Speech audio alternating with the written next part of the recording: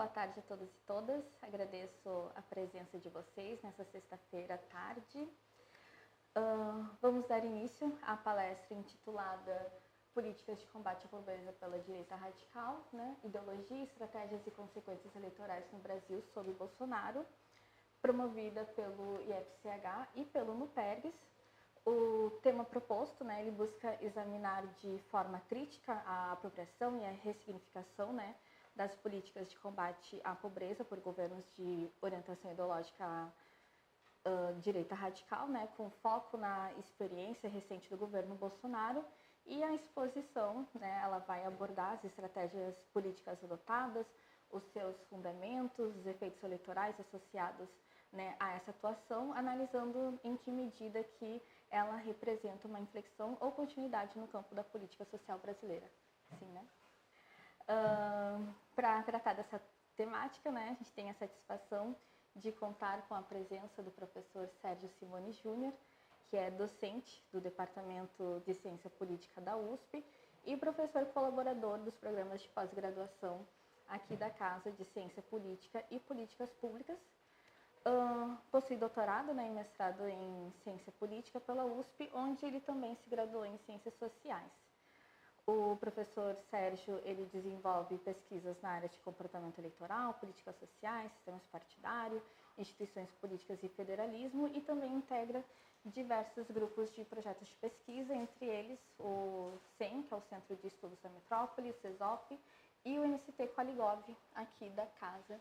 Então, muito obrigada, professor, pela sua presença. Está contigo. Tá, então eu agradeço o convite de estar aqui, a oportunidade de voltar aqui para casa, que foi minha casa durante alguns anos, agradeço a presença de todo mundo e agradeço a apresentação da Jéssica, o Manuel, por estar organizado esse evento. Eu vou apresentar aqui algumas das pesquisas que eu estou fazendo nos últimos tempos, sobre essa temática, como a Jéssica disse, eu refletindo a relação entre políticas sociais e competição eleitoral, partidos políticos, Então, isso que eu vou apresentar aqui, são pesquisas feitas ou por mim individualmente ou em coautoria com outras pessoas, como a Maria Clara Oliveira, que é professora da Universidade de Coimbra, Fernando Meirelles e Bruno Scheffer, que estudou aqui, que hoje são professores do IESP, UERJ, Então, algumas das reflexões são compartilhadas com eles, Acho que talvez aí na gravação aí não vai pegar os gráficos depois, Mas vamos ver como que a gente faz aqui na apresentação,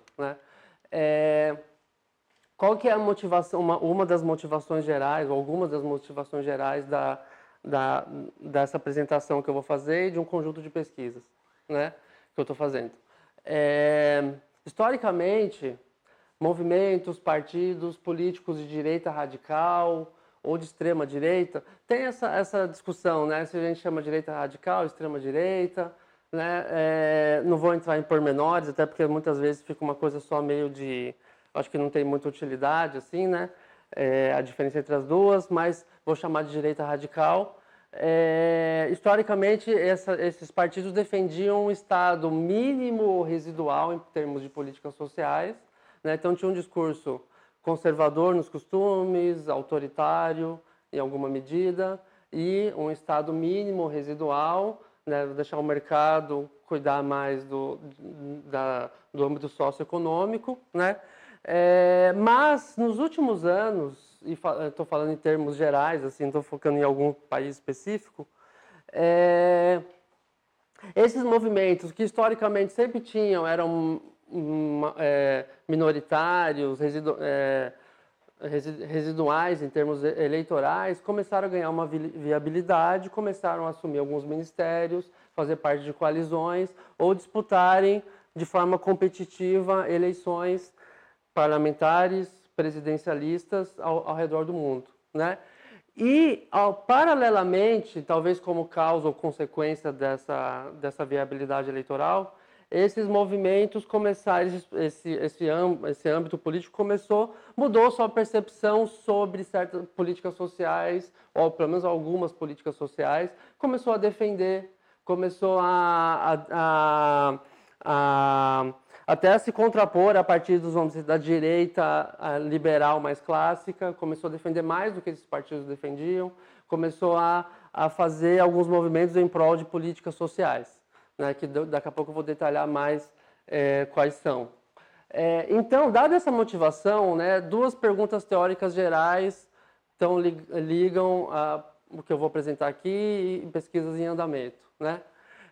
De um lado, do ponto de vista, vamos dizer assim, do ponto de vista do discurso, do ponto de vista ideológico, ideacional, quais são, como que esse movimento está elaborando essa mudança ou essa defesa das políticas sociais? E como que a oposição, partidos de esquerda, de modo geral, estão reagindo em relação a essa mudança da extrema-direita ou da direita radical, né? Como que dá, então, no âmbito do discurso, do debate legislativo, especificamente falando, né? Da formulação legislativa, esse embate entre essas forças. E uma segunda pergunta do ponto de vista da consequência eleitoral, esse movimento de tentar defender, de começar a defender políticas sociais, tem consequência? Eles conseguem, movimentos de direita radical, conseguem angariar votos de beneficiários dessas políticas que muitas vezes votavam em partidos de esquerda ou partidos de centro, que tinham formulado políticas sociais, que defendiam historicamente políticas sociais. Agora, esses movimentos de direita, eles, quando assumem o poder, quando têm viabilidade eleitoral, conseguem ter retornos desses beneficiários, né? Então, duas questões teóricas gerais, dado aquela motivação. O que algumas teorias, ou o que a literatura, né, não vou citar autores específicos, né, para não ficar maçante, mas o que a literatura diria sobre essas coisas que eu estou falando, né? Como alguns de vocês devem saber, né, de modo geral, as explicações para o surgimento e para a expansão de políticas sociais focam nos partidos de esquerda, né? Nos movimentos trabalhistas, nos movimentos sindicatos, né? Então, assim que surgiram, se expandiram as políticas sociais. Partidos de direita entram na explicação ou entram na equação ou no debate, particularmente a direita radical, quando você tem um debate sobre desmantelamento de políticas sociais, né? Então, eles vão lá e vão estar desmantelando políticas sociais, né? Então, quando partidos de direita entram, é nessa vertente. De modo geral, não se tem grandes, é muito recente, melhor falando, a abordagem sobre a relação entre partidos de direita e políticas sociais numa vertente que não que não seria apenas do desmantelamento. Que seria assim, o que esses partidos estão fazendo de fato? Quando eles estão defendendo, o que eles estão propondo, o que eles estão fazendo em termos de políticas sociais, né? Então, e esses estudos muito recentes, o que eles estão falando, né? Eles estão notando o seguinte: se, como eu disse antes, até anos 90 ou até do século passado ou até anos 2000 e pouco, a direita radical era defensora do Estado mínimo, né? Esses movimentos ao redor do globo passaram a defender, como eu disse antes, algumas políticas sociais, mas especificamente a ideia, aí não sei quantos de vocês já ouviram falar, né, mas um tipo específico a literatura chama assim, de um welfare state nativista, ou um welfare state de chauvinista. A literatura usa esse termo, né? Que a ideia é o seguinte: olha só, não, agora nós defendemos políticas sociais, sim, mas defendemos políticas sociais para os grupos, para pessoas que merecem receber essas políticas e que, de modo geral, são pessoas nativas, pessoas locais. Não só pessoas locais, mas pessoas que trabalharam ou trabalham, pessoas que estão inseridas no mercado de trabalho. Então, a gente pode usar esse vocabulário insider, né? Então, defendem que tipo de política? Então, políticas de aposentadoria. Então, se, vamos dizer assim, a social-democracia ou a direita liberal começou a fazer, a partir dos anos Consenso de Washington, lá, né, anos 80, anos 90, a reduzir benefícios de aposentadoria, a direita radical fala, não, a gente defende benefícios mais generosos de aposentadoria, né? Então ficou até uma defensora, às vezes, mais enfática de políticas sociais do que a centro-esquerda, né? Mas políticas sociais para quem? Para quem é local e quem trabalhou durante a vida, né? Quem está no mercado de trabalho ainda tem direito a políticas de saúde ou coisas do tipo, né? Então, para essa vertente, a direita radical ela defenderia políticas sociais, mas ela não defenderia políticas voltadas para pessoas ou estrangeiros, né? Ou pessoas que são, vamos dizer assim, os grupos dos outsiders, do mercado, fora do mercado de trabalho, do mercado informal, né? Então, isso que os estudos bem recentemente estão ressaltando, assim, estudos assim, particularmente a partir da crise lá de 2008, 2009, que atingiu bastante a Europa, né? Atingiu bastante os países de economia avançada. Um outro conjunto de estudos, o que diria sobre essas questões que eu estou colocando, né? Modelos que pensam relação entre partidos, eleições, olhando para políticas públicas, particularmente alguns modelos da literatura de política distributiva ou de teorias do voto econômico. Esses modelos, eles falam o seguinte, olha, quando partidos vão buscar votos de eleitores por meio de políticas públicas, esse alcance, essa conquista de votos, ela é sempre contingente, assim, ela é muito contingente, as políticas públicas são muito instrumentais para conseguir votos. De tal forma que, se a gente pegar essa literatura, ela diria o seguinte, se você tem algum movimento político, em geral, e no nosso caso específico, a direita radical, que mudou seu discurso, começou a defender certas políticas que podem dar retorno eleitoral, e quando começa a defender essas políticas, as pessoas têm melhor do seu bem-estar, as pessoas vão votar nesses partidos, independente do posicionamento prévio desses partidos que anteriormente eram críticos a essas políticas sociais.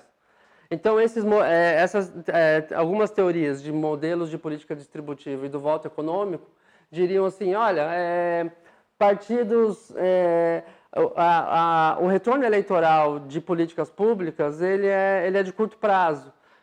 Então, não importa muito se o partido, se aquele movimento no passado era contrário a certas políticas sociais. Se no presente ele está defendendo, ele está implementando, ele vai conseguir ter o retorno eleitoral dessas políticas, né? Então, essas duas correntes, ou essa vertente, né, que eu falei anteriormente, focada nos estudos, no que partidos de direita radical defendem de políticas sociais, e no que teorias sobre relação entre políticas sociais, partidos, eleitores diriam, né, teria esse quadro que eu estou falando, que eu falei até agora, né? E, por fim, esse cenário seria ainda mais extremo ou mais provável em um contexto como o Brasil e a América Latina, onde a gente tem, além de ter elevados níveis de pobreza, então políticas sociais são sempre muito salientes para o eleitorado, né? Sistemas partidários, de modo geral, são mais fracos, né? De tal forma que você não tem ligações muito fortes entre partidos e eleitores.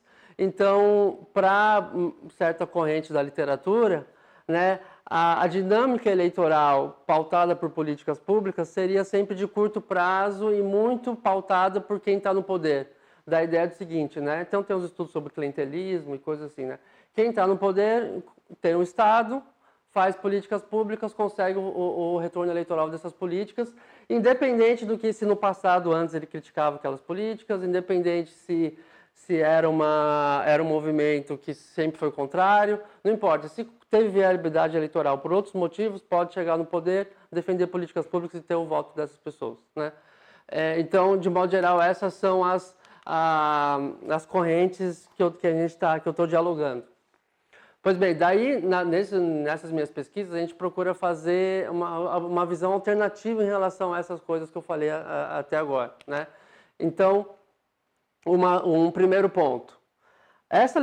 Os estudos sobre esse movimento que eu falei agora há pouco, de que A direita radical, que anteriormente era contrária a políticas sociais, começou a defender esse welfare state chauvinista, nativista, é muito pautado pelo contexto europeu, né? Então, são os estudos sobre países da Europa. E isso tem limites para a generalização dessas explicações, né? Porque você tem um contexto muito específico, né?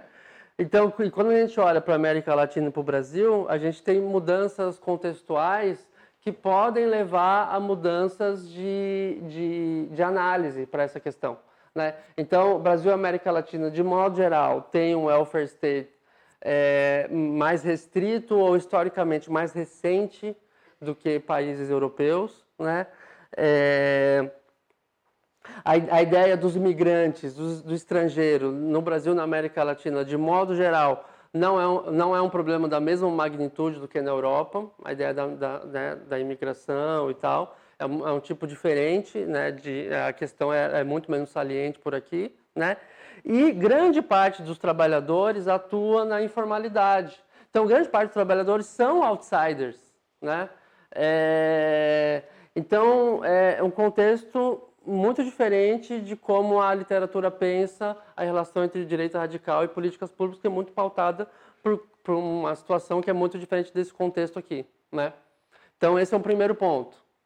Uma segunda abordagem teórica alternativa, né, que é essa aqui que eu estou ressaltando, que procura se contrapor à ideia, a modelos de volta econômico, de política distributiva que eu falei agora há pouco, que ressalta, igual como eu falei agora há pouco, que a relação entre partidos eleitores via políticas públicas ela é de curto prazo, né? Que é que eu estou falando, se a gente pegar outras abordagens teóricas, particularmente a ideia de issue ownership e a ideia de credit claiming, né? A ideia de essas correntes ressaltam o seguinte: olha só, a ligação entre partidos eleitores via políticas públicas, ela, na verdade, ela é construída no longo prazo, né? E um partido, para ele conseguir retornos eleitorais consistentes dos beneficiários, ele tem que construir, no médio e no longo prazo, um discurso crível de que ele defende aquelas políticas e de que ele formulou ou que ele vai expandir e que ele vai manter aquelas políticas, né? Então, a ideia de que essas correntes minimizam a ideia de que basta você fazer um discurso no curto prazo e você vai ter o retorno daqueles beneficiários, você está no poder, você implementa as políticas e você vai ter o voto daqueles beneficiários, né? Essas correntes falam assim, não, você tem que ter uma construção de médio e longo prazo para conseguir ter o voto desses eleitores, né? Então, aqui eu chamo a atenção assim, olha, calma, vamos com calma nessa visão de que esses movimentos que sempre foram contrários a políticas sociais, assumindo o governo, vão ter o voto desses beneficiários, né? Então, chamando a atenção para essas abordagens teóricas alternativas, a ideia é assim, a gente tem que olhar primeiro, a gente tem que olhar para os dados para ver qual que foi o resultado. A gente não pode assumir a priori de que eles vão ter o voto desses eleitores, né? Então, qual que é o caso que eu fiquei, né, que está motivando as pesquisas, né? O caso brasileiro é super interessante para pensar essas questões, né? Então, como vocês sabem, né, o Bolsonaro, que é o expoente mais famoso aí, né, da direita radical no Brasil, né, durante a sua trajetória como parlamentar, ele foi um dos poucos políticos que explicitamente se posicionaram contrário à política de transferência de renda em geral e o Bolsa Família em específico, né? Um exemplo, né? Ainda no governo Fernando Henrique Cardoso, quando foi criado o programa Bolsa Escola, que depois deu origem ao Bolsa Família, né? Foi instituído o Fundo de Combate à Pobreza, com recursos da então CPMF, né? Para criar um fundo para financiar políticas sociais, dentre elas o Bolsa Escola. E foi uma emenda constitucional. E o único parlamentar que votou contrário foi o Bolsonaro, né? Isso lá em 2000, se eu não me engano. Né? Além disso, né, uma fala dele aqui no plenário da Câmara dos Deputados de 2010, né, se hoje em dia eu der R$10 para alguém e for acusado de que esses R$10 serviram para a compra de votos, eu serei cassado. Agora, o governo do PT e o anterior do PSDB também faziam isso em parte, mas o PT faz ainda mais, dá para 12 milhões de famílias em torno de R$500 por mês a título de Bolsa Família definitivo, né? E sai na frente com 30 milhões de votos. Realmente, disputar eleições nesse cenário desanimador. É compra de votos mesmo. Que bom se o eleitor tivesse o mínimo de discernimento, né? Então, é compra de voto, Bolsa Família, era o discurso que ele ia fazendo, né, durante toda a trajetória dele. Em 2018, né, ele se candidatou a presidente, moderou o discurso na campanha sobre o Bolsa Família, inclusive falou não apenas que queria manter o programa, mas queria criar uma 13ª parcela, o que acabou fazendo durante o primeiro ano de mandato de 2019. Naquela época, o valor do benefício aqui está em valores correntes, né, os valores da época, era em torno de R$ 190 o benefício médio do Bolsa Família, né? Em valores da época, né? Ainda que, então, ele manteve, criou uma parcela a mais, né? Mas é importante lembrar que é uma coisa que já começou já no primeiro ano do segundo mandato do governo Dilma, né? Era o Bolsonaro, assim como o Temer também, eles aprofundaram uma desestruturação da política de assistência social, né? Então, isso também, paralelamente, isso acontecia, mas algo que já começou lá no governo Dilma, aconteceu com o Temer e aconteceu e o Bolsonaro também fazia isso. Em 2020, quando começou a pandemia, né, o Paulo Guedes, o ministro da Fazenda, da Economia, do Bolsonaro, ele sugeriu a criação de um auxílio emergencial, né? Então, a ideia surgiu inicialmente com uma declaração dele, só que ele defendia algo assim, era um benefício de magnitude pequena, não me lembro agora de cabeça qual era a magnitude, mas acho que é em torno de R$ 200 na época. E na ideia do Paulo Guedes seria só concedido a pessoas que estavam no cadastro único, se eu não me engano, né? Então, uma cobertura relativamente restrita para receber esse benefício. Na Câmara dos Deputados, paralelamente, né, lideranças de partidos de centro-direita, de centro-esquerda, formularam uma renda emergencial paralela que o Paulo Guedes defendia, né? No caso aqui, sem condicionalidades, então diferente do Bolsa Família, né? Mais robusta do que o Paulo Guedes propugnava, né? Que isso aqui foi liderado, dentre as pessoas, pelo Rodrigo Maia, né? Que era o presidente da Câmara dos Deputados. O relator foi um cara chamado Marcelo Aro, do PP, Partido Progressista de Minas, e as lideranças da esquerda, né?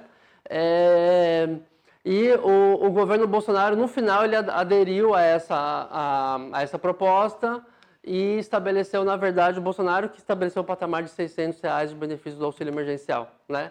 Então, como vocês devem se lembrar, né? O auxílio emergencial, ele, no seu esquema original, ele vigorou de abril até dezembro de 2020, com valor mínimo de benefício de R$ 600, podendo chegar até 1.200 no caso de mãe solo, né? Então, o valor mínimo dele era cerca de 3 vezes maior do que era o valor médio do Bolsa Família antes da pandemia, então era muito maior, né, o valor. E ele abrangeu muitas pessoas, né? Então, o pessoal que recebia o Bolsa Família foi transferido para o auxílio emergencial, a menos que a parcela que a pessoa recebeu do Bolsa Família fosse maior do que o auxílio emergencial, que em casos muito específicos, né? Todo mundo que estava no cadastro único, mas que mesmo que não recebesse o auxílio emergencial, passou a receber o auxílio emergencial, mesmo que não recebesse o Bolsa Família, passou a receber o auxílio emergencial, e trabalhadores informais que perderam renda na pandemia e que não recebiam nenhum auxílio, que sequer estavam cadastrados, que não estavam nem no cadastro único, puderam se cadastrar para receber o auxílio emergencial. Então, esse tipo de política que aconteceu durante um governo de direita radical foi uma política muito mais radical no sentido redistributiva do que era o Bolsa Família, né? Então, a pobreza caiu a níveis muito historicamente baixos, né? A desigualdade diminuiu, né? Então, a gente teve essa situação do auxílio emergencial. Em 2021, de abril a outubro, vigorou uma outra versão do auxílio, com um valor do benefício, uma cobertura mais restrita do que aquela anterior, né? Teve alguns cortes. E até que chegou lá no final de 21, o auxílio emergencial se exauriu, né, e retornou o Bolsa Família, né? O que implicou em mais cortes no número de contemplados e no valor médio do benefício. Voltou para aquele valor lá de R$190, já defasado com a inflação que teve durante a pandemia, né? E aí o que aconteceu? Final de 21, Bolsonaro faz uma medida provisória substituindo o Bolsa Família pelo Programa Auxílio Brasil, que eu vou chamar de PAB, né, daqui para frente. Criando várias novas modalidades de benefícios, que eu vou falar mais para frente, né? Então, isso em novembro de 21. Em dezembro de 21, Bolsonaro faz uma medida provisória elevando o valor mínimo do Auxílio Brasil para R$400.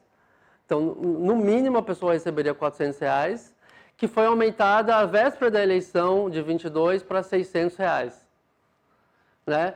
Só que esse valor de R$600 duraria até o final do ano apenas até dezembro de 22. Né? E aumentou também, nessa medida provisória aqui, ele aumentou a cobertura do programa. Tá.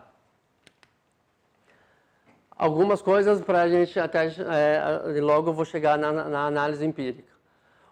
Como eu disse aqui, né, o Auxílio Brasil ele teve várias modalidades de benefício, né, aqui algumas delas.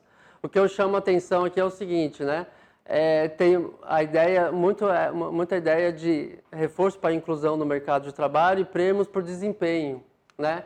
Então a ideia de bolsa de iniciação científica, auxílio esporte escolar, e algumas características que incentivavam logo a inserção no mercado de trabalho e a ideia de que a pessoa não deveria ficar muito tempo recebendo esse auxílio, né?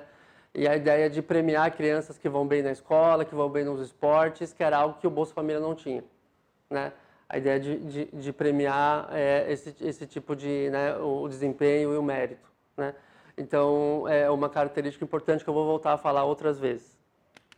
Pois bem, então, quais são as questões, dado essa motivação geral, as questões teóricas gerais, o caso, quais são as questões específicas que eu vou analisar, né? Aqui eu vou apresentar dados respondendo ou atendendo, reagindo a essas duas questões aqui.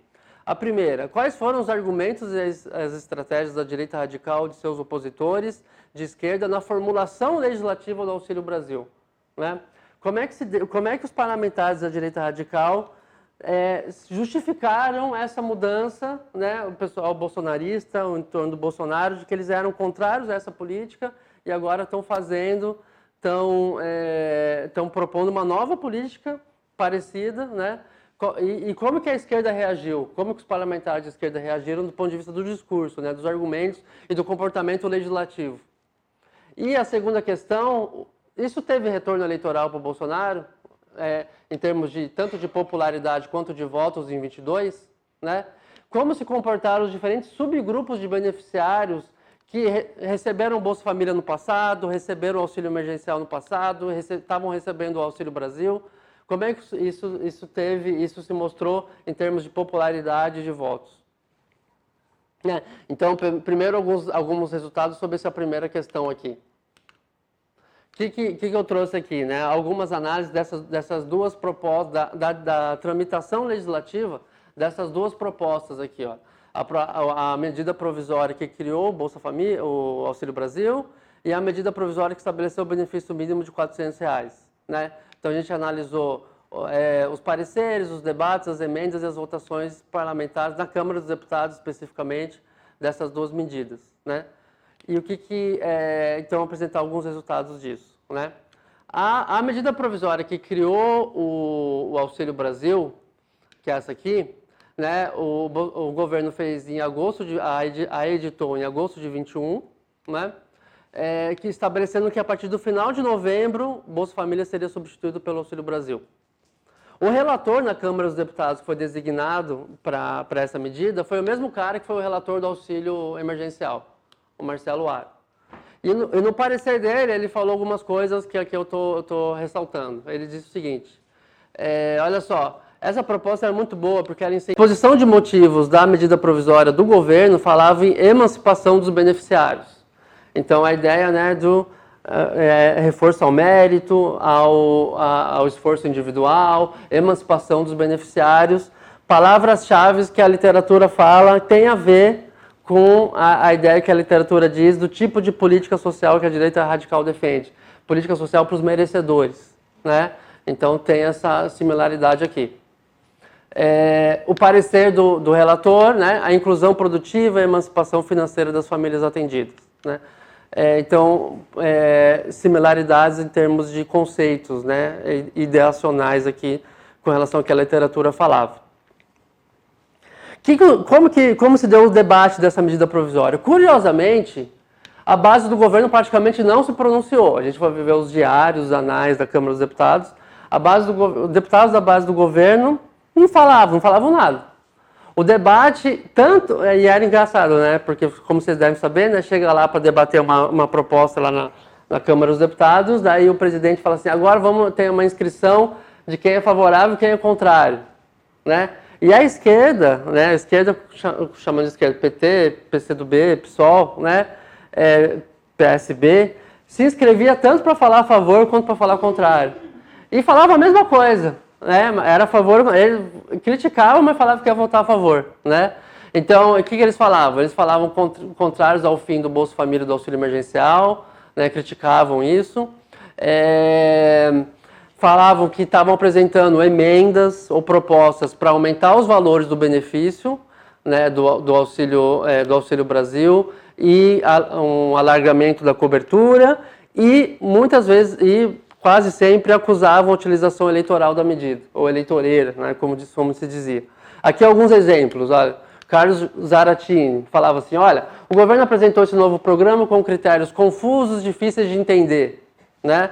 Então a ideia de que você está prejudicando o Bolsa Família, a pessoa entendia, a pessoa ia no CRAS, sabia o que ela tinha que fazer. Agora está criando uma nova política, deu uma confusão nos beneficiários, né? Aí o que ele dizia? A gente tá aqui propondo melhoras nessa medida provisória, e a gente quer ainda garantir que as pessoas que recebiam Auxílio Brasil, que agora vão parar que recebiam auxílio emergencial, que vão parar de receber, que elas sejam incluídas no Auxílio Brasil, né? E além disso, a gente vai aumentar o valor do benefício para além dos R$400, né? Então, essa é uma das manifestações. Um outro exemplo, o Henrique Fontana, que é um deputado daqui do Rio Grande do Sul, disse que a proposta do Auxílio Brasil estava destruindo o cadastro único, que o Bolsonaro, de forma eleitoreira, dizia, preciso trocar o nome do programa, mas esse programa ele vai terminar logo depois da eleição. Então, claramente está querendo conquistar votos. Então, quando eu estou chamando atenção para isso, né, talvez aqui tem mais um, né? Essa última aqui, aí eu completo a parte, faço a parte analítica, né? A Jandira Fegali diz assim, ó, esse programa era uma bolsa miséria, era uma esmola para quem não queria trabalhar, e era o que Bolsonaro dizia do Bolsa Família, né? E agora ele lança o Auxílio Brasil, né? Então, notando essa contradição na fala do Bolsonaro. Mas ela diz, olha, eu acho que nesse momento a oposição não restará alternativa, a gente não tem maioria, a gente vai ter que votar a favor. Né? Então, reconhecendo isso. Então, o que eu estou chamando a atenção? Né? O que eu chamo a atenção para isso? O governo fez uma medida para acabar com o Bolsa Família, criar um novo programa, mas algumas coisas. A base do governo não apareceu para defender essa medida. Né? Nenhum parlamentar fez um discurso a favor, não falou nada. A oposição ficou numa sinuca de bico, né? Não tinha como agir. Ele falou assim, a gente vai ter que votar a favor. Tentou fazer um discurso do tipo assim, olha, o que a gente pode fazer é tentar melhorar essa política, né? A gente vai tentar melhorar, a gente quer que pessoas que recebiam auxílio emergencial, que foram excluídas, que voltem, que o benefício melhore.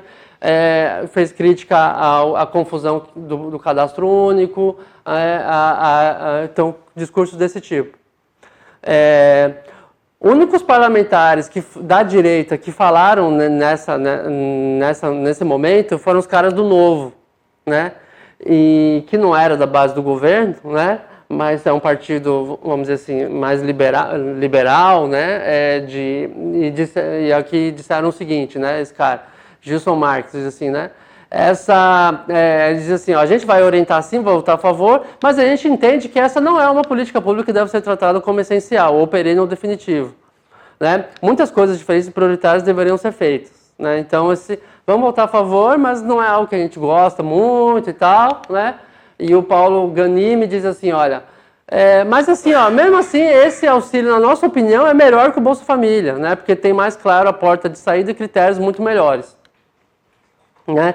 Então, essa ideia de de ressaltar a emancipação é algo que torna ele melhor que o Bolsa Família. Tá.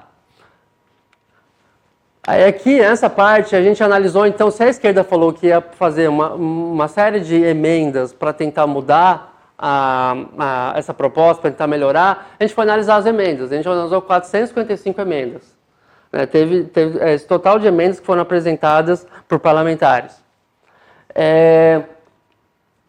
Aqui a gente fez o seguinte, a gente identificou se a emenda dizia respeito a aumentar o valor do benefício, a mudar critérios de elegibilidade, a incidir sobre a implementação da medida ou incidir sobre a fiscalização do Auxílio Brasil.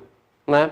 E, então, aqui é o N, então, cada emenda poderia estar em mais de um, né, em mais de um critério, né? Então, aqui é o N de uma emenda que incidia sobre um desses critérios. E aqui está qual que é a porcentagem de parlamentares, por exemplo, da esquerda, que fizeram emendas que incidiam sobre o valor, né?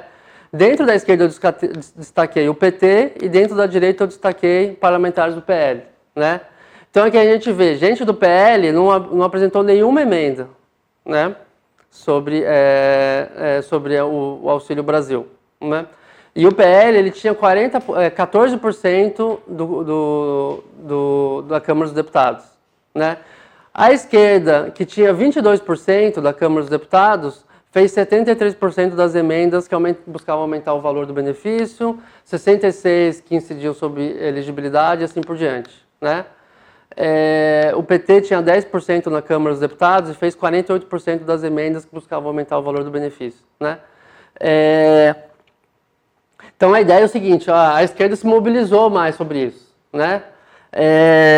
Tá certo, a gente pode falar assim, tudo bem, o PL, a gente não esperaria que se manifestasse muito, porque ele estava com a presidência, né? Ainda que naquela época o Bolsonaro acho que não tinha, o Bolsonaro estava sem partido ainda, ele não tinha ido para o PL, se eu não me engano, né? Mas a gente não esperaria muito que o PL fizesse muito, porque né, ele estava com o executivo, né? Foi o executivo que fez a proposta. Mas mesmo assim, né, a direita de modo geral, olha só, bastante pouco, e a direita se destaca na coisa da fiscalização, na verdade. Então, quando se manifestava, era assim, ó, a gente tem que fiscalizar para não ter muita falcatrua, né? E a esquerda buscando melhorar a proposta, né? O centro, de modo geral, condizente com o tamanho da bancada dele. Né? Então, não se destacando nem positivamente nem negativamente. Dessas, várias emendas foram propostas, várias foram acatadas parcialmente pelo relator, né? E foi aprovado o texto. O texto, quando ele foi aprovado e passou depois pelo Senado, ele chegou lá, chegou para o Executivo vetar ou promulgar com 2 artigos que o Bolsonaro vetou. E um desses artigos estabelecia o seguinte, todos os elegíveis seriam beneficiários, né, porque talvez, né, não sei se vocês sabem, né, mas até hoje, por exemplo, né, nem todo mundo que tem direito a receber o Bolsa Família recebe o Bolsa Família. Né, e a lei tinha aprovado assim, ó, todo mundo que tem direito vai receber. O Bolsonaro vetou isso. E um outro artigo que estabelecia, que essa aqui, salvo engano, foi uma emenda do Tasso Gereissati, do PSDB do Ceará, que estabelecia metas de redução de pobreza. O governo teria metas de reduzir pobreza. O Bolsonaro foi lá e vetou isso também. Né? Então, o Congresso aprovou uma medida que seria mais redistributiva do que o Executivo. Né? O Bolsonaro vetou isso e a lei ficou sem isso. A segunda proposta para terminar essa parte da análise a análise sobre a medida provisória que, em dezembro de 21, garantiu o benefício mínimo de R$ 400 para as famílias que seriam incluídas a partir daquele mês no Auxílio Brasil, né? Nesse caso, nesse momento, essa medida provisória foi feita no final de 21, mas só foi apreciada em abril de 22. O relator foi o João Roma, que era o cara que era o ministro do Bolsonaro, o ministro que foi o responsável pelo Auxílio Brasil, ele era o ministro da Cidadania, né? Eu acho que chamava isso, Ministério da Cidadania. Ele era deputado, né? Ele deixou de ser ministro, voltou para a Câmara dos Deputados e foi o relator dessa medida aqui, né? Isso lá em abril de 22. Né? Nesse momento, diferente da proposta anterior, a base do governo, ou vamos dizer, tanto o centrão quanto a direita radical, começou já a defender mais a política. Né? Então, eu vou mostrar daqui a pouco o que eles falaram. Né? Então, você já teve manifestações a favor da política feita pela direita radical e pelo centrão. Né? A esquerda criticava o caráter provisório do aumento, que valeria apenas até o final de 22, né? Defendia valor mais elevado, inclusão de beneficiários, tal como antigamente, né? Tal como no final do ano anterior, mas, de novo, ressaltava que não votaria contra. Né? E aí, então, alguns exemplos aqui. Primeiro, da esquerda, né? Esse cara aqui, Jorge Sola, dizendo assim, ó, é interessante como mudou a posição do presidente, né? Tem uma série de falas do Bolsonaro em 10, 11, 12, chamando o Bolsa Família de Bolsa Farelo, Bolsa Esmola, e agora ele acaba com o Bolsa Família e cria o auxílio eleição. Então, a ideia de criar ainda a ideia de que você está criando uma medida só para ter votos, só para conseguir ganhar a eleição. Né? E o que a base do governo falava? Aqui é o exemplo de dois caras do Centrão. Né? Esse cara aqui dizia o seguinte, olha só, nós estamos estabelecendo para o programa de renda mínima R$ 400, quando anteriormente eram R$ 70. Né? Então ele diz que, não sei se esse número está correto, né? Mas ele diz que o Bolsa Família, no período anterior, o mínimo que recebia era R$ 70 e agora está 400. Olha, nós estamos melhorando. Né? Esse outro cara aqui diz o seguinte, esse programa concebido no governo do presidente Jair Bolsonaro é muito melhor do que o anterior. Né? Então também ressaltando, falando que esse programa é bom, assim, que o que o Bolsonaro está fazendo tá melhor. Né? Ricardo Barros, um cara importante aí, né, do Centrão. Temos o Auxílio Brasil, que é um programa diferente, não é um programa para dar assistência às pessoas, é uma rampa de ascensão social. Nós estamos ensinando a pescar e não dando a elas o peixe. Né? Então esse discurso que é muito típico dessa vertente, né, dessa corrente. E o que a direita radical disse sobre isso? Né? Então um exemplo aqui de um cara que vocês conhecem bastante, né, o Bimbo Nunes. O que o Bimbo Nunes disse? Ele falou assim, olha, a gente tem que auxiliar os mais necessitados durante um tempo, mas não o tempo todo. Né? Antigamente, o Bolsa Família ele dava uma cota de sobrevivência para as pessoas votarem nele. Não, com o Auxílio Brasil a gente vai ter junto uma proposta. Quer estudar, quer trabalhar? É isso que a gente quer. Então, o auxílio de R$ 400 não é para durar muito tempo mesmo. É porque as pessoas têm que voltar a estudar e trabalhar. Né? Então, assim, nós estamos fazendo uma política, estamos dando mais do que o Bolsa Família dava, mas, assim, a gente quer que dure pouco mesmo. Então, porque você tem que voltar a trabalhar, você tem que trabalhar e tem que estudar, né? É isso que é importante. Então, esse discurso do mérito, do esforço, né? É assim que é enquadrado, né? Novamente, olhando para as emendas, né? Aqui um total de emendas menor do que da proposta anterior, né? Novamente a esquerda se destacando em fazer propostas que aumentassem o valor do benefício, ou pelo menos que deixassem ele durar mais tempo, aumentasse a elegibilidade, melhorasse a implementação, e a direita mais preocupada com a fiscalização da política. Né? Então, nesse caso, em síntese, né, a direita, a base do governo, a direita defendia, ressaltava que estava fazendo uma política mais generosa, mas, ao mesmo tempo, falava assim, mas a gente quer que essa política dure pouco, porque as pessoas precisam trabalhar, não é para ficar recebendo isso aqui durante muito tempo.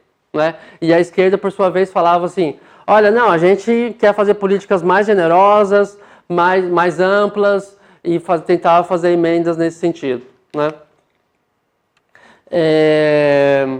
Tá, aqui eu já posso... Então, em síntese, né, o governo Bolsonaro e sua base argumentavam que o Bolsa Família enfatizava o mérito, o esforço e defendia a importância de um benefício transitório em busca de inclusão produtiva.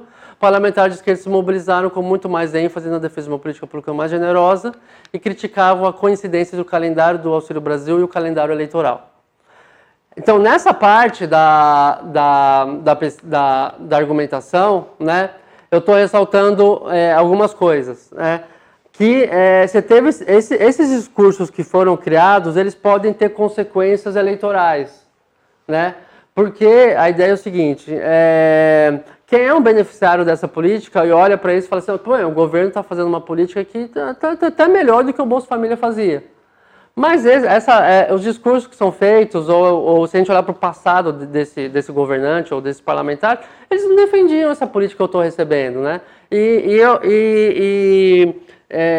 no futuro não tenho garantia que eu vou estar recebendo essa política, né? Ou eles mesmos estão falando que vai durar pouco tempo, né?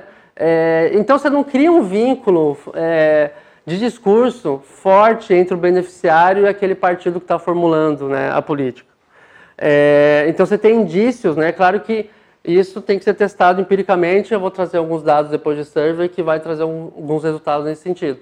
Mas você não tem um potencial de criar um vínculo entre um partido e beneficiário por meio dessa política pública, né? Então, passando para a segunda parte, onde eu vou ver as consequências, alguns dados sobre isso, né? Quais são consequências em termos de popularidade dessas políticas implementadas pelo Bolsonaro, né? Em termos de popularidade, em termos de apoio eleitoral, né? Aí aqui eu vou apresentar, já caminhando para finalizar, algumas tabelas de resultados de regressões de diversos surveys feitos entre 2021 e 2022, analisando tanto a avaliação de governo quanto intenção de voto para a eleição de 22, olhando para a variável independente principal, os diferentes grupos de beneficiários dessas políticas. Então, por exemplo, se a pessoa só passou a receber o Auxílio Brasil, ou se a pessoa só recebeu o auxílio emergencial, ou se ela sempre foi beneficiária dos programas, se ela foi do Bolsa Família e do Auxílio Brasil. Cada survey tem uma pergunta diferente que permite a gente verificar isso, né? E os resultados aqui eu vou mostrar só os impactos dessa variável aqui, mas todos os modelos têm o controle dessas variáveis aqui, né? Que eu não vou estar mostrando para não poluir, mas todos os resultados estão controlados por essas variáveis, né? Então aqui, eu vou apresentar acho que 2 ou 3 tabelas, né? Essa primeira aqui é uma pesquisa Datafolha, feita em dezembro de 21, perguntou tanto a avaliação de governo quanto intenção de voto aqui eu peguei intenção de voto para primeiro turno de 2022, né? Aqui a categoria omitida é ruim ou péssimo, né? Avalia como ruim ou péssimo o governo, e aqui a categoria omitida é voto no Lula, né? Aqui nesse caso a gente consegue diferenciar 3 grupos de beneficiários: pessoas que estavam recebendo Auxílio Brasil e que antigamente recebiam o Bolsa Família, pessoas que estavam recebendo Auxílio Brasil e não receberam o Bolsa Família anteriormente, pessoas que receberam o Bolsa Família anteriormente, mas não estavam recebendo Auxílio Brasil, né? E a omitida aqui é não beneficiários, gente que nunca recebeu o Bolsa Família e que não recebe o Auxílio Brasil, né? Quando a gente olha aqui nessa parte aqui dos resultados, a gente vê que o Bolsonaro ele tem uma avaliação mais positiva, de fato, entre pessoas que estavam recebendo Auxílio Brasil e, inclusive, aqueles que receberam antigamente o Bolsa Família, né? Ele teve uma avaliação mais positiva, né? Dessas pessoas, estatisticamente significativo. Mas quando a gente olha a intenção de voto, o Bolsonaro ele não tinha mais intenção de voto dentro desses beneficiários e, na verdade, ele tinha menos intenção de voto entre as pessoas que receberam antigamente o Bolsa Família, mas não estavam recebendo o Auxílio Brasil, né? O coeficiente aqui, se ele vai de 0 a 1, né, ele indica um impacto negativo, né? Então está aqui abaixo de 1, né? E essas pessoas estavam votando quem na categoria omitida, que é o Lula, né? Assim como o Lula vai melhor do que outras opções aqui em quase todos os grupos de beneficiários, né? Mas então, se a gente olha para a avaliação de governo, o Bolsonaro ele até consegue ter alguns ganhos, mas quando a gente olha voto, ele não tem ganhos, na verdade ele tem uma perda entre pessoas que recebiam o Bolsa Família anteriormente, né? Mas agora, essa é a última tabela, né? Aqui a análise de duas pesquisas, uma que foi feita em junho de 2022, outra que foi feita em novembro de 2022, depois da eleição, né? Essa de junho de 2022, a mesma coisa, avaliação de governo, intenção de voto, aqui é voto dado, né? Daqui a pouco eu falo dessa parte aqui. Aqui nessa pesquisa a gente consegue diferenciar vários tipos de beneficiários. Esse primeiro aqui é a pessoa que recebeu o Bolsa Família no passado, recebeu o auxílio emergencial na pandemia e naquele momento, em junho de 2022, recebia o Auxílio Brasil. Esse tipo de pessoa, na comparação com não beneficiários, na verdade, nenhum tipo aqui impactava a avaliação do governo, né? Essas pessoas que só receberam auxílio emergencial da pandemia, essas pessoas receberam auxílio emergencial e Bolsa Família, aqui é apenas Bolsa Família. Né? Aqui não teve nenhum impacto. Quando a gente olha a intenção de voto, tem coisas interessantes. O Bolsonaro ele tem menos intenção de voto entre pessoas que sempre foram beneficiárias das políticas, né? E ele tem menos intenção de voto das pessoas que receberam o Auxílio Brasil, quer dizer, o Bolsa Família e o auxílio emergencial. Ou seja, o Bolsonaro, naquele momento, ele não tinha retornos em popularidade dos beneficiários de políticas e ele tinha, na verdade, uma desvantagem eleitoral de gente que sempre foi beneficiária, particularmente do Bolsa Família, do auxílio emergencial, né? Ele tinha menos votos do que o Lula nesses grupos. Quando a gente olha para a pesquisa pós-eleição, o Bolsonaro ele consegue bem popularidade em quem recebia o Auxílio Brasil, mas receber o Auxílio Brasil não tem impacto em intenção de voto, né?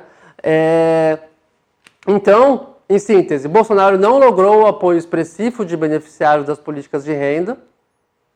Em alguns momentos, ele foi de fato melhor avaliado por beneficiários do Auxílio Brasil, mas isso se dava em alguns grupos específicos e não se transformou em votos. O Lula continuou com o apoio entre antigos beneficiários do Bolsa Família, né? Mesmo que o Bolsa Família pagasse menos antes, né? Então, qual que é o argumento teórico geral, para concluir, né? Apenas implementar políticas, mesmo que melhore condições de vida, não é suficiente para retorno eleitoral em popularidade.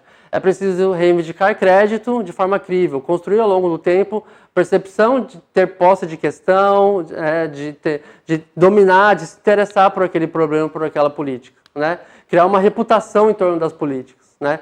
Então esse é o argumento teórico que a gente está tentando construir, que eu estou tentando construir para analisar essa situação, né? O caso brasileiro ele é útil, né? Porque a gente teve essa situação de um político que sempre foi o contrário, chegou, fez uma política até mais generosa, né? Mas não conseguiu ter retorno eleitoral disso, né? Ou teve um retorno eleitoral muito específico, né? Em alguns subgrupos, né? Então foi essa a ideia, né? Agradeço aí a oportunidade.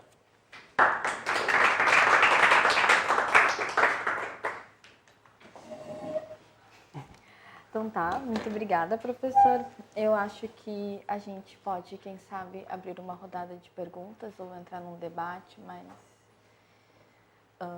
dinâmico sobre a pesquisa, porque acho que tem mais coisas a serem faladas, talvez. Alguém gostaria de começar? Eu notei ali que as duas pega o...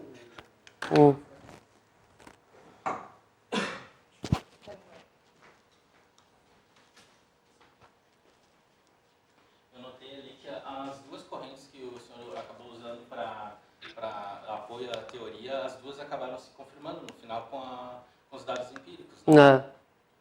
Né? Uma dúvida que eu fiquei foi o posicionamento da direita nesse processo. Ela, em algum momento, se justifica alguma coisa na literatura ou isso ainda não foi objeto de estudo? Tá, o posicionamento da direita de não se posicionar muitas vezes, é isso? Então, aí acho que assim, eu falaria duas coisas. Uma, assim, quando se posicionou de forma muito semelhante ao que a literatura na Europa fala, que é essa coisa de defender o mérito de estar recebendo aquela política, né, de um esforço, né, então só vamos dar benefício para quem se esforça, para quem merece receber. Isso de um lado, e de outro, as manifestações foram tímidas, porque seria assim, né,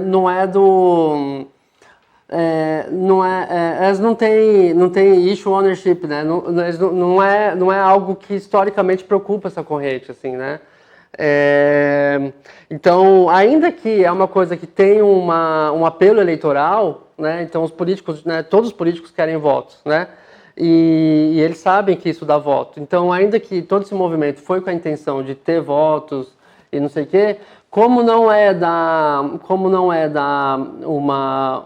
uma área que se preocupa, né, que essa corrente se preocupa, criou uma reputação, não tem muito espaço para criar um discurso, assim, né? Seria como se fosse a esquerda fazendo um discurso sobre segurança pública, assim, por exemplo, né? É muito difícil, né, você criar um discurso.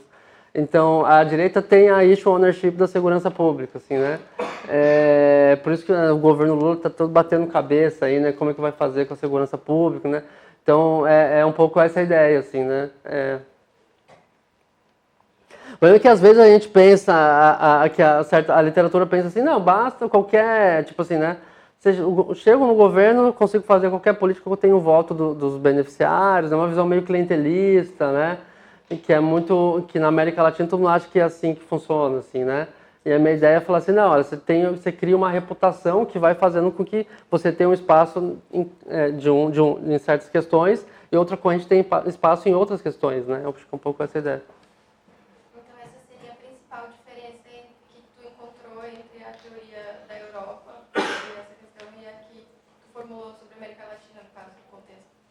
Isso, tem sobre isso, essa é uma das diferenças, e tem outras coisas que talvez precise elaborar mais, que são essas diferenças, tipo assim, o que implica com o fato de que agora, que na América Latina a gente tem mais informalidade, né, do que tem na Europa, o que talvez dá para elaborar mais, assim, né, mas inicialmente essas diferenças, né. Não acho que foi um erro estratégico da direita não angariar essa questão de, enfim, falar, olha, a gente está aqui, está fazendo, a gente está aumentando o valor, etc. Porque para o pessoal da direita é muito falado sobre isso, né? Falam muito, que aumentou os valores, fez isso, fez aquilo. Então acho que faltou sair dessa bolha, talvez se a direita tivesse se expressado mais, tivesse tentado, né, pegar esses créditos, será que não teria passado para o pessoal da esquerda? Porque, em geral, a gente também tem essa questão muito de mexer no bolso, né, que também se transforma depois em voto. Aí será que a direita não pecou nessa estratégia? Então, acho que assim, talvez, em parte sim, mas talvez eu tendo a chamar a atenção que talvez não teria como falar mais. Tem limites, assim, eu acho que é um pouco isso, sabe? Estou chamando a atenção. Tem certos limites. A estratégia, ela não. Porque você tem o outro lado que já criou a reputação em torno disso, sabe? Né? É igual um jogo de futebol, né? Você vai. Vou jogar bem aqui, mas tem um adversário, tem que combinar com os russos, né? Tem um adversário que também vai defender e vai te contra-atacar, assim, né? Então, talvez você tenha essa... porque, assim, né, você poderia pensar, né, isso que você falou é uma plausibilidade, é interessante, mas se a gente for levar ao extremo, né, seria meio assim, basta você fazer... Você não tem nenhuma lógica, né? Você faz uma política, você consegue angariar o voto de todo mundo, você faz o discurso, aí depois o outro muda o discurso, né? Você teria algo que é muito contingente, assim, né? O que eu estou ressaltando aqui, talvez não, assim, talvez você tenha certos parâmetros que você consegue, a sua estratégia tem certos limites, assim, você não, né, tem um adversário que construiu uma reputação em torno daquilo, né? Então, eu falando isso, né, isso também implica, se a gente pensar do outro lado, que a esquerda não vai, a pauta da segurança pública, né, no médio e longo prazo vai ser sempre um calcanhar de Aquiles da esquerda também, né? mercado de trabalho formal. Uma parte do seu eleitor e perder o crédito político com a sua Não. base eleitoral. Eu fiquei pensando nisso, porque como ele vai justificar para a direita, para a extrema-direita, para os bolsominions lá, que, né? Exatamente. Pois é, exatamente. E essa é uma das coisas que eu acho super interessante, e é umas coisas que eu também tô pesquisando, porque algumas desses surveys, e alguns outros que eu nem analisei nessa vez, perguntam coisas tipo, se você apoia o Auxílio Brasil e você apoiava o Bolsa Família, aí eu tento ver se pessoas que são mais bolsonaristas raiz, de fato elas apoiam menos o Auxílio Brasil, né? Então você geralmente corre esse risco, né? Tem tudo a ver... Tem a ver com isso. É mais um limite para a estratégia também, né? Se a direita fizesse um discurso muito forte disso, você pode perder o apoio daquelas pessoas que falam que, pô, mas eu votava em você justamente porque você falava que ia enxugar o Estado, né? Que você ia... o cobertor é curto, assim, né? Você tem limite dos dois lados, assim. Tem exatamente a mesma coisa, né? Tem umas duas perguntas, assim. Como é que eu uso o microfone? Eu tenho mais duas perguntas. A primeira é parcial, que se essa análise de conteúdo ela fará parte do mesmo artigo, ou será um artigo separado. Se essa análise de conteúdo, ela fazendo parte de um artigo, ou mesmo ela sendo separado, ela foi feita de forma... Gostaria de saber de forma mais prática. Se ela foi utilizada análise, vamos dizer assim, mais genérica, com base em recortes de partes dos textos, ou se tem uma metodologia ou uma estratégia de análise diferenciada além disso, né? E uma outra pergunta sobre o resultado geral é se você tem uma expectativa de que isso possa mudar, vamos dizer, o seu achado e um conjunto de pesquisas que devem vir sobre esse assunto, mudar um pouco as estratégias de como os partidos se relacionam com as políticas públicas e como elas defendem esses discursos. Então, como é que é? Fala de novo, se mudar com essa segunda. É porque há pouco tempo a gente estava discutindo sobre os discursos, né? E se, por exemplo, já que eu não obtive crédito com a política pública, de benefício social, será que eu devo insistir com essa nova política? Porque a gente tem aqui no Brasil, historicamente, pelo menos recente, de 2000 em diante, todos os governantes investiram nessa política pública, mesmo sendo de direita ou de esquerda. Talvez, com um novo mandato de direita, sejam revisto isso e até se acabe isso, porque talvez o crédito político ele não obtenha. Não, obrigado. Desse encaixe que ele respondeu, porque eu tenho não tenho nada Acho que deixa eu falar depois, se quiser falar. Depois? Vai agora? Não, vou deixar o microfone, vai respondendo. Tá bom. Tá, obrigado pelas perguntas. Obrigado de novo.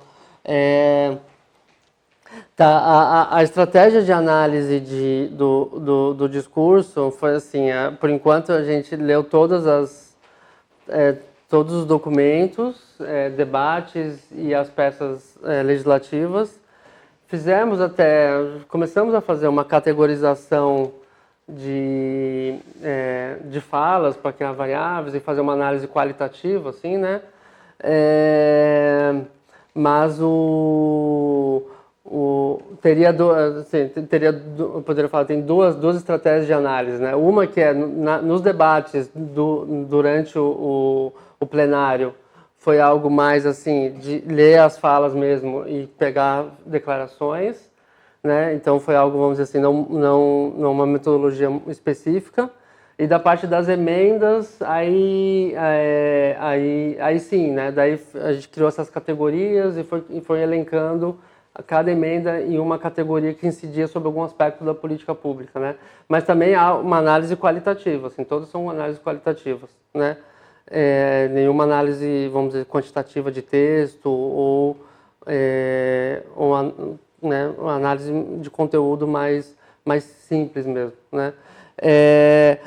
Aí, com relação à sua segunda pergunta, né, que é interessante, né, se isso vai, talvez assim, como que isso implica para o futuro, né, dado que isso aconteceu, né, que daí tem a ver um pouco com o que o Manuel perguntou. Aí eu acho, assim, talvez que eu poderia dizer algumas 2 ou 3 coisas, né. Uma coisa que é interessante para a gente pensar o seguinte, né, O que aconteceu durante o auxílio, né, mesmo que o Bolsonaro e o grupo bolsonarista fosse contrário a esse tipo de política e tal, quando o Bolsonaro chegou lá no auxílio emergencial e falou assim, vamos colocar para R$600, né, então foi para R$600. E depois o Bolsonaro, no Auxílio Brasil, né, na véspera da eleição, mês da eleição, ele falou R$600, vão aumentar para R$600 de novo. Isso levou o patamar do benefício quando o Lula assumiu, o Lula colocou o Bolsa Família em R$600, né? Então você elevou a régua assim, do benefício, né? Então foi uma consequência inesperada, vamos dizer assim, né? Isso condicionou o comportamento futuro dos partidos e agora ninguém aceita menos que R$600, né? Agora, sim, se você fala assim, agora se a direita vê que isso não teve retorno, vai acabar com, né, se ela assumir de novo, ela poderia acabar com o auxílio, né?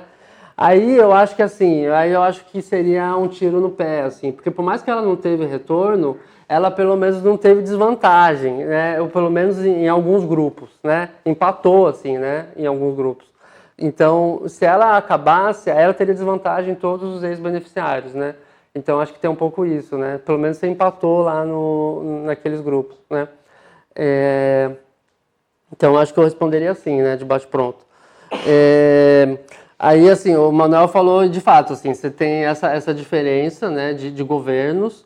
O caso do Bolsonaro, a gente tem a vantagem que a gente consegue pegar ele como parlamentar durante muito tempo, né? Então, as falas dele como parlamentar. Mas é claro que, como parlamentar, você tem bem menos influência, né, e reverberação do que como presidente, né? Então o PT tendo na presidência durante muito tempo consegue formar uma imagem muito mais tem mais capacidade, potencial de formar a imagem, né? O Bolsonaro ficou pouco tempo, mas é um grupo, mas assim ele ficou pouco tempo, mas ele como ele é muito característico, né? Ele é extremo em várias questões. Então, acho que ele consegue criar uma imagem, assim, né? Então, seria o contrário de alguém mais centrista, sei lá, né? Talvez alguém chama Eduardo Leite, né? Talvez não tem uma imagem tão marcante, assim, né?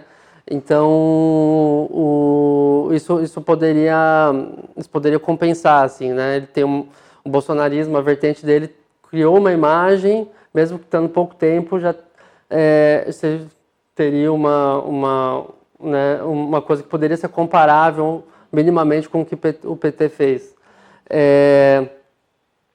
E deixa eu ver, acho que era isso.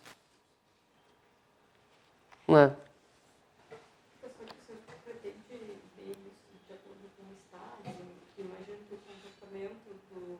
Então, quem vou falar?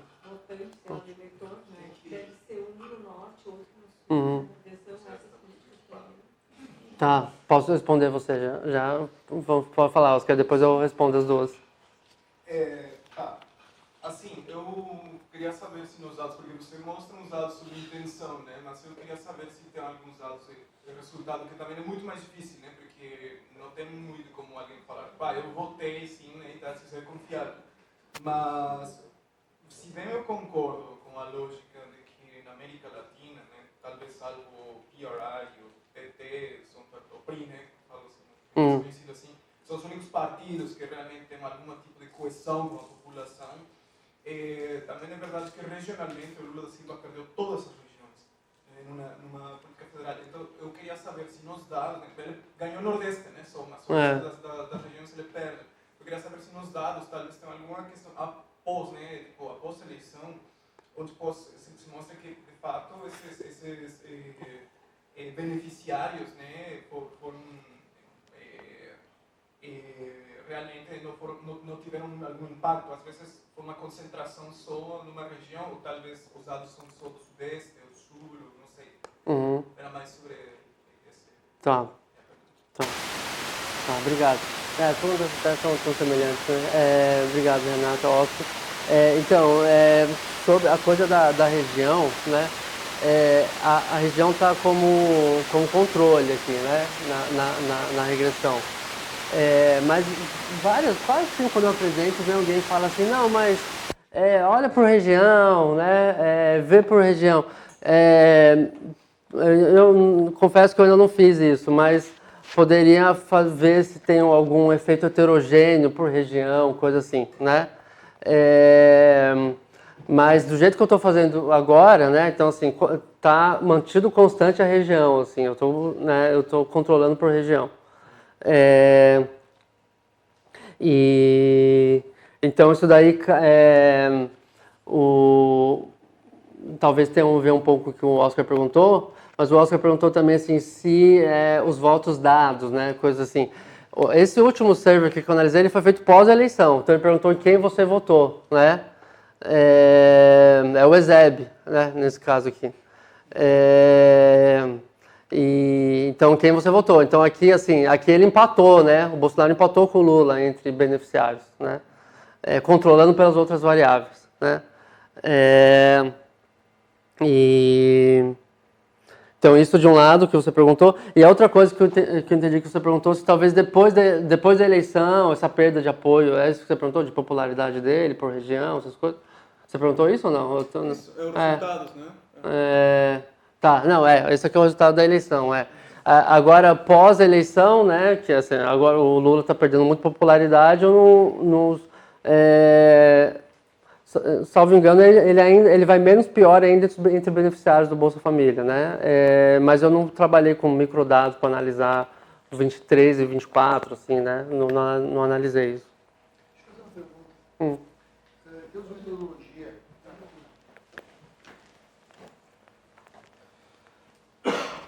Uma curiosidade em termos de... apertar. Esse aqui? Legal. Em termos de metodologia, chegaste a cogitar, não sei se teus dados permitem fazer isso, usar outro tipo de estratégia, como, por exemplo, o controle sintético, diferença em diferença? São aquelas metodologias, porque, tipo assim, os teus resultados indicam que não teve efeito. Mas talvez se não tivesse acontecido política, talvez o efeito seria ainda menor. Eu não sei se os teus dados tu consegue fazer esse tipo de estratégia empírica, né? De tentar criar um controle sintético ou usar alguma diferença, talvez em pesquisas, talvez no primeiro tipo ali de percepção do governo, talvez fosse possível, da frequência da pesquisa, né? Fazer esse tipo de recorte. Obrigado. Uma das coisas que estou fazendo lá com o Fernando Meirelles e o Bruno Scheffer assim, a gente, de um lado, usando o server, a gente faz matching, o matching dá parecido, mas uma coisa que dá diferente, de fato, é quando a gente pega os dados, assim, aí tem a ver um pouco com o que o Oscar perguntou também. Se a gente pega os dados agregados, dados por município. Então, você pega votos e porcentagem de famílias beneficiárias por município. Então, você não sabe aí, você não consegue fazer uma ligação, tem uma inferência ecológica aí, né? Você não sabe se a pessoa que recebe o benefício é que está votando ou não. Mas, fazendo dessa forma e fazendo algumas estratégias que eles fizeram lá, que é mais uma coisa de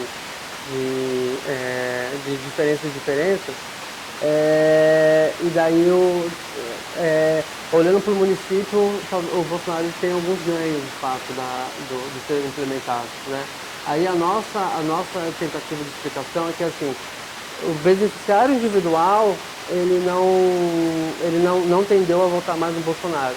Mas, como os recursos foram muitos, assim, pode ter fomentado a economia local e lá no município o Bolsonaro teve um retorno, sabe? É uma das coisas que a gente está cogitando, né? A gente tem um working paper já sobre isso, mas estamos trabalhando para tentar fazer uma publicação. Então, com dados agregados, a gente talvez tenha esse resultado, usando disso em disso. Obrigado.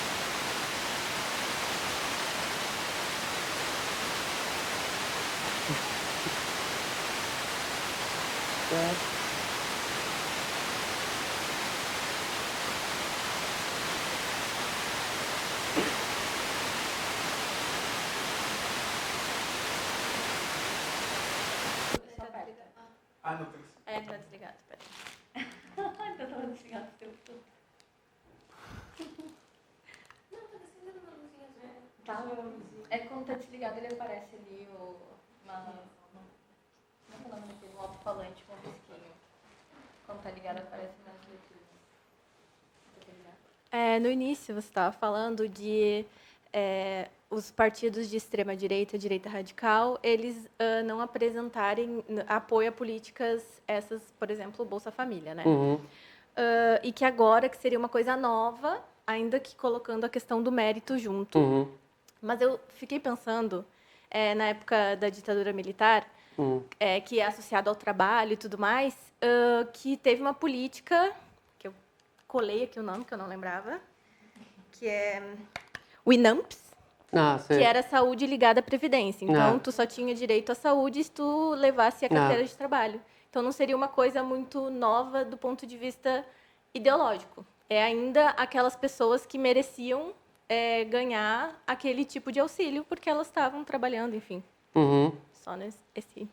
Tá. Não, você chama atenção para uma coisa que, na verdade, assim, tem a ver com a nossa história do welfare state aqui no Brasil, né? A gente teve, nossas políticas sociais, elas eram ligadas ao mundo do trabalho mesmo, né? Do Vargas, né? Isso aí é a coisa... No trabalho urbano. No trabalho urbano,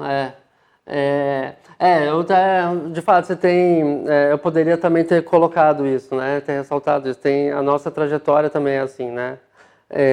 A gente tem as políticas sociais, historicamente, eram ligadas ao trabalho formal urbano, né?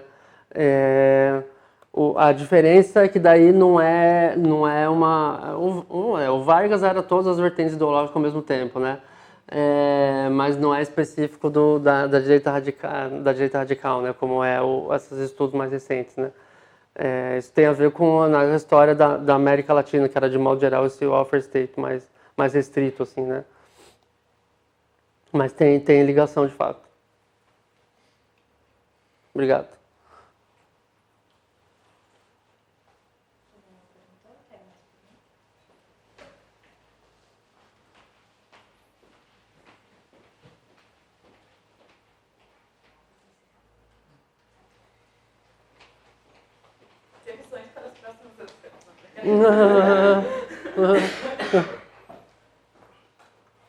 Então tá, gostaria de agradecer novamente a presença de todos e de todas. Agradecer ao professor Sérgio, que saiu de São Paulo, para vir nos apresentar essa pesquisa e convidá-lo, né, para depois apresentar os resultados definitivos quando saírem os artigos. Muito obrigada, professor. Obrigado. Obrigado, presidente, todo mundo. Obrigado por perguntas.